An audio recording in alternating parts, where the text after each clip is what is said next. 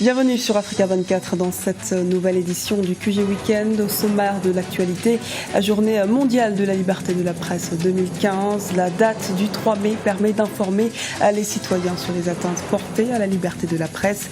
Dans des dizaines de pays à travers le monde, des publications sont censurées. État des lieux du continent africain à suivre. Contestation des élections au Togo, l'opposition reste contre les résultats donnant vainqueur le président Faure Gnassingbé. Elle affirme avoir remporté le scrutin, mais aucune preuve n'a été apportée et aucune action légale n'est envisagée. Focus sur des artistes sans frontières, l'humour se veut panafricaine sur le continent, un désir illustré grâce à plusieurs comédiens qui se battent au quotidien afin de développer des plateformes d'échange entre les pays du continent. Situation Burundi tout d'abord. Le ministre burundais de la Défense nationale et des anciens combattants, le général-major Poncien Gassiyumwenge, a appelé ce samedi à tous les acteurs politiques à respecter la Constitution et l'accord d'Arusha pour la paix et la réconciliation. Cette déclaration du ministre de la Défense intervient au moment où le pays, notamment la capitale Bujumbura, est secoué par une vague de manifestations depuis une semaine après l'annonce de la décision du président Pierre Nkurunziza de briguer un troisième mandat à l'élection présidentielle prévue le 26 juin prochain. Écoutons à ce propos l'analyse de Gratien Rukindikiza, notre éditorialiste. Le ministre de la Défense, il attaque, il dit bien que l'armée doit défendre les accords d'Arusha parce que l'armée est issue des accords d'Arusha. Cela veut dire que Nkurunziza ne peut pas violer les accords d'Arusha et ça n'est fini. S'il veut, il peut renoncer tout simplement. Il devient le sénateur à vie comme c'est prescrit, c'est inscrit au niveau de la Constitution. S'il ne veut pas, il continue. C'est-à-dire qu'il s'expose à tous les dangers et ça serait vraiment un problème pour lui et pour son entourage. 3 mai 2015, nouvelle journée de la liberté de la presse célébrée dans le monde. En Afrique, on enregistre des avancées significatives dans ce domaine. De nombreuses réflexions ont été amorcées au sein des médias professionnels sur les questions relatives notamment à la déontologie. État des lieux avec Ibrahim Ndiaye. La journée mondiale de la presse est célébrée comme chaque année ce 3 mai. Créée en 1991 par l'UNESCO lors d'une conférence à Windhoek en Namibie, la journée internationale de la liberté de la presse de cette année a pour thème « Donnons du souffle au journalisme vers une meilleure couverture de l'information, l'égalité des genres et la sécurité des médias à l'ère du numérique ». Car le quatrième pouvoir a plusieurs missions à accomplir. Je peux donc dire que la presse camerounaise, elle se porte... Je ne peux pas dire très bien, mais disons relativement bien. À l'heure où je vous parle, nous n'avons pas de journalistes derrière les barreaux du fait de l'exercice de la profession. Et j'annonce également que je n'ai jamais eu à interférer sur la ligne éditoriale de quelque journal que ce soit, qu'il s'agisse de la presse écrite, de la presse de la radio ou de la télévision. Jamais. Sauf de temps en temps quand un journal ou un journaliste a tendance à remettre en cause les acquis les fondamentaux sur lesquels repose la nation, à savoir la paix, la concorde, l'unité, bref. Mais sinon, cette presse, elle est vigoureuse, elle existe, elle est abondante. La presse doit contribuer pleinement au renforcement de la démocratie et de la paix d'une manière générale.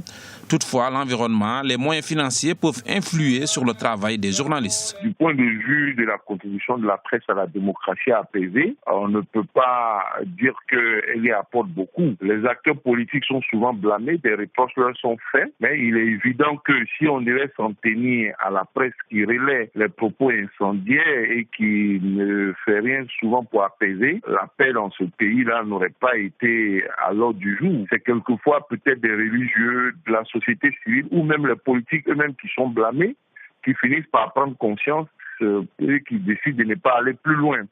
Et je n'ai pas, à ma connaissance, souvenir de ce que la presse, souvent, a pris ses responsabilités pour dire non, nous on veut la paix, nous on veut obtenir telle ou telle chose au nom de la Côte d'Ivoire pour la Côte d'Ivoire et puis on y est arrivé.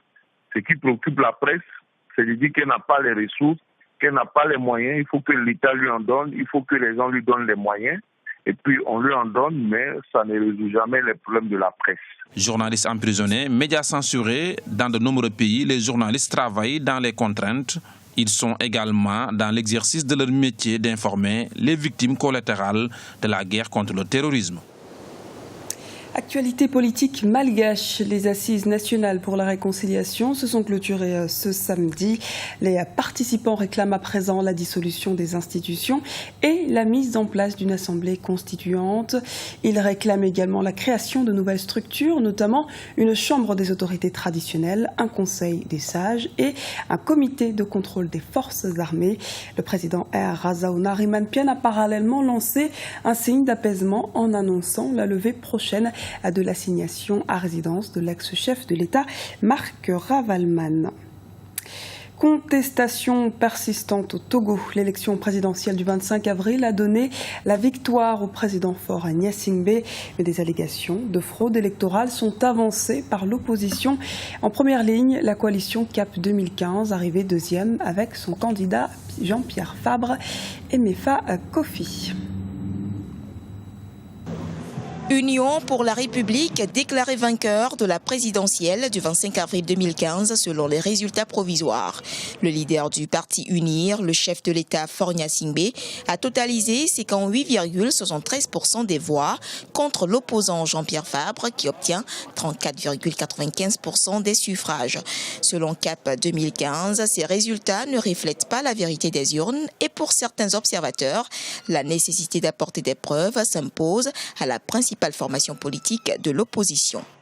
Toutes les missions d'observation, qu'elles soient internationales ou nationales, ont dit que le scrutin a été libre, crédible et transparent.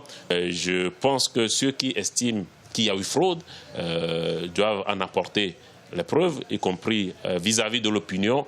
Je crois que c'est à cette seule condition que les contestataires peuvent valablement convaincre l'opinion nationale et internationale.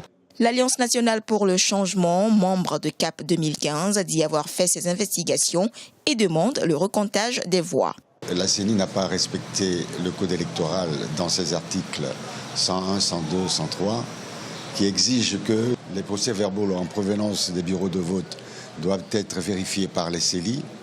Et ensuite, les procès-verbaux en provenance des CELI, des 42 CELI, vérifiés par la CENI. Et nous demandons au régime, tout simplement, au régime RPT-UNIR, de procéder à la vérification des procès-verbaux en provenance des CELI d'une part, ensuite en provenance des bureaux de vote. S'il s'avérait qu'après vérification, sous contrôle d'experts internationaux, il s'avérait que Faure Gnassingbé a gagné, nous l'accepterons. Il est à noter que CAP 2015 n'a pas fait de recours devant la Cour constitutionnelle à qui il revient de proclamer les résultats définitifs. Les énergies renouvelables au cœur des préoccupations de l'Union économique et monétaire ouest-africaine. D'ici 5 années, pas moins de 250 milliards de francs CFA vont être investis dans ce secteur. Le projet Facilité régionale d'accès à l'énergie durable sera mis en place en ce sens. Rappelons que l'institution surrégionale s'est engagée depuis 2013 dans le PRODER, un ambitieux programme de développement des énergies renouvelables. Et le PRODER 2 sera lancé en 2016 et verra la construction de centrales solaires de capacité plus grande. Culture à présent, Valérie Ndongo du Cameroun, Aigo Dai du Nigeria et Jackie Appiah du Ghana n'ont pas la même nationalité mais revendiquent tous les trois la nécessité d'un panafricanisme culturel. Ils se mobilisent donc afin de mettre en avant cette fusion africaine à l'aide de leur domaine de prédilection qui est l'humour. Reportage de Narcisse Ndoumbe, notre correspondant au Cameroun.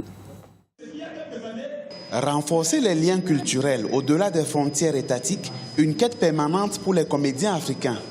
C'est vers cet idéal que Valérie Ndongo du Cameroun, Aigo Dai du Nigeria et Jackie Appiah du Ghana ont choisi d'orienter leurs actions.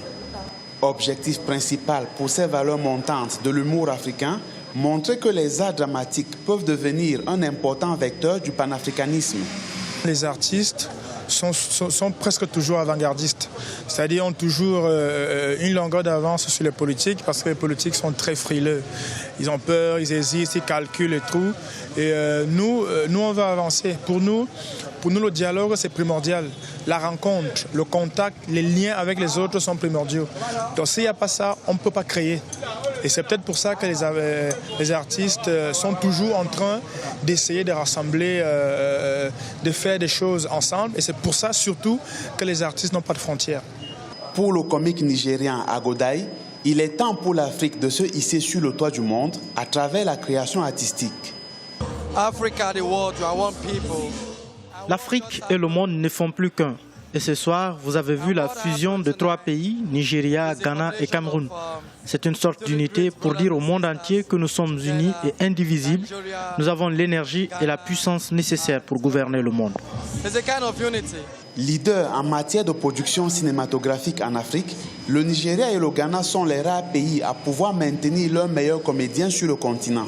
Faute d'infrastructures et de soutien, les autres nations voient leurs meilleurs atouts faire les beaux jours des pays européens, à l'instar de Thomas Guidjol, Patson, Claudia, Dieudonné, Phil Darwin, Saïdou Abacha et bien d'autres. Ce journal a été réalisé par l'ensemble de la rédaction. Merci pour votre fidélité. À retrouver dans un instant une nouvelle édition du QG Weekend sur Africa 24.